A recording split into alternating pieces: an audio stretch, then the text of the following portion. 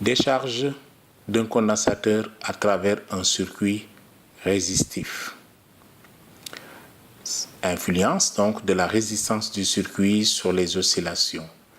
Équation différentielle. Réalisons le circuit ci-contre, donc un interrupteur K, en série avec un condensateur de capacité C, un résistor de résistance R, une bobine d'inductance L et de résistance interne nulle. Orientons le circuit, fléchons les tensions U de C, UL, UR. Traduisons la loi des mailles, UC plus UR plus UL égale à 0. Avec UL égale LDDI sur DDT, UR égale à RI, UC égale à Q sur C. Puisque IC DDQ sur DDT égale à C DDUC sur DDT, on obtient par des calculs simples que D2 de UC sur DT2 plus R sur L D2UC sur DT plus 1 sur LC U de C égale à 0, qui est une équation différentielle du second ordre sans second membre. Donc par rapport aux oscillations non amorties, il y a le terme maintenant R sur L D de UC sur DT qui vient s'ajouter. Alors cette équation différentielle, sa résolution qui n'est pas ici à l'étude, mais permet de distinguer trois régimes de fonctionnement. Et ces régimes dépendent d'une certaine valeur limite de la résistance, qui est appelée donc la résistance critique, notée ici RC, en dessous de laquelle on observe des oscillations amorties. Cette valeur de la résistance RC, c'est 2 racines de L sur C. Et les trois régimes de fonctionnement peuvent être résumés dans le tableau ci-contre. Lorsque la résistance du circuit, la résistance totale du circuit est inférieure à RC, on qualifie le régime pseudo-périodique. Il y a des oscillations, mais avec diminution de l'amplitude. Lorsque R égale à RC, le régime est critique. Donc, dans la pratique, son observation est très difficile. R supérieur à RC, le régime est apériodique. Il n'y a pas du tout d'oscillation.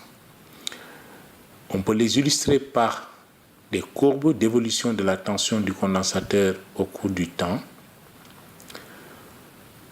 Pour des valeurs de la capacité C et L ainsi choisies, pour une résistance de 20 ohms, les oscillations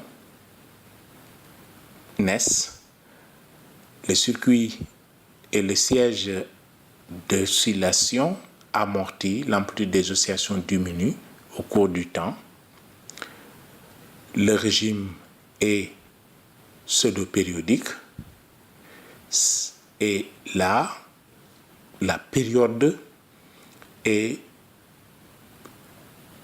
très proche de la période propre lorsque l'amortissement est faible. Alors, en choisissant une résistance de 200 ohms ici équivalente à la résistance critique, il n'y a pas du tout d'oscillation. La tension n'est même pas négative. Le régime est critique. Le retour à zéro, la décharge est très rapide pour le condensateur. Lorsqu'on dépasse cette valeur critique en choisissant 500 ohms, on voit que l'annulation de la tension bonne du condensateur est beaucoup plus lente. Le régime est apériodique. Il n'y a pas ici d'oscillation. Le régime critique constitue la frontière entre le régime pseudo-périodique et le régime apériodique.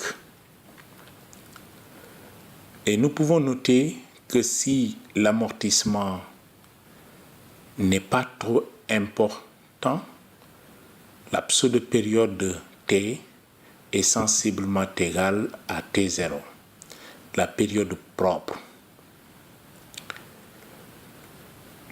La décharge du condensateur est plus rapide dans le cas du régime critique que dans le cas du régime apériodique.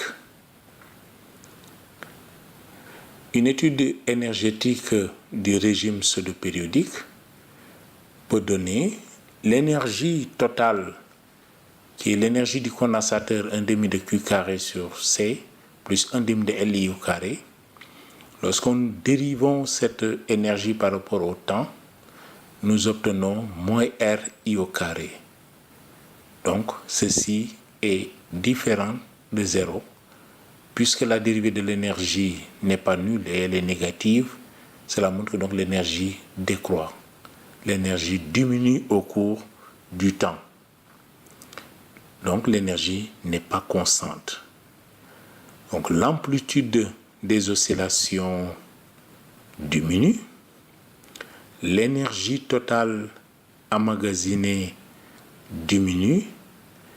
Il y a perte d'énergie par effet Joule. On peut l'illustrer par des graphes. L'énergie du condensateur, donc l'amplitude ici diminue. L'énergie de la bobine aussi en opposition de phase avec des amplitudes aussi qui diminuent. Et l'énergie totale aussi diminue donc sous forme escalier.